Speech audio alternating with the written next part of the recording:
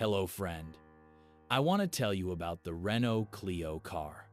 The third generation of the Renault Clio has gained in appearance and functionality over its predecessor and is even better in terms of reliability. The car, produced between 2006 and 2012, is a strong competitor to Japanese and German models, and it doesn't cost much. The car was named Car of the Year in 2006, won 5 stars in crash tests the year before, and has held up well and is rust-free to this day. It looks decent for its age and is praised for its simplicity and reliability. Renault Clio III is a car that can convince and break stereotypes about French cars. Let's start with the non-corroding body, the cladding of which is made partly of plastic front fenders, has a delicate paint, but even in places where it chips, it does not rust. The drawback that can be noticed are the dull and steamy headlights. When assessing the interior of a car when buying, it is also easy to assess the mileage. If the materials are in good condition and the car looks well maintained, it means that it has less than 150,000 kilometers, usually. Unfortunately, above this mileage, the seat upholstery or plastic panels may be damaged.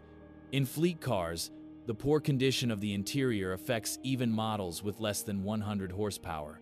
It is worth checking the operation of all electrically controlled elements, because this is the area that can be considered the most delicate in Clio III. Suspension is no longer a problem. The previous Clio used a torsion bar suspension beam at the rear. It requires careful maintenance or a general overhaul every 100 kilometers or so. The third generation doesn't have this problem because the torsion bar with springs is almost maintenance-free. It sometimes likes to knock, but it's not dangerous. Which Renault Clio III engine version should I choose? There is plenty to choose from here, because we have 7 petrol engines alone, 2 of which can be considered purely sports.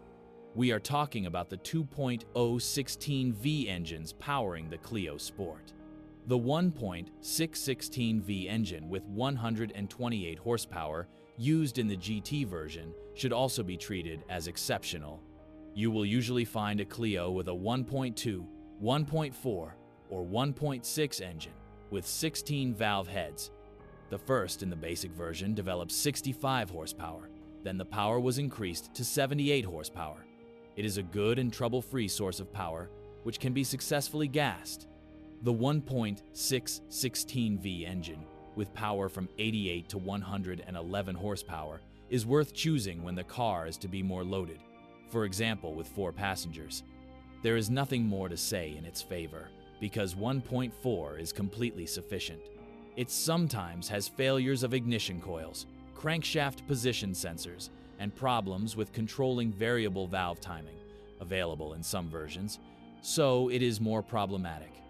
Every 90,000 kilometers, the timing belt and accessory belt must be replaced. There is also an alternative in the form of a turbocharged 1.2 TC.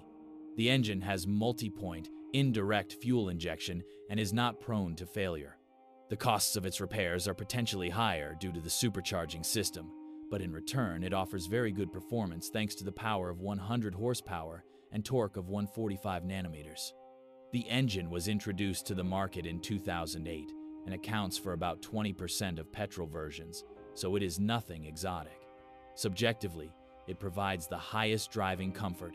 There are big dilemmas in the case of diesel engines. The infamous 1.5 DCI engine, known for accelerated wear of bearings and the injection system, was used in Clio III.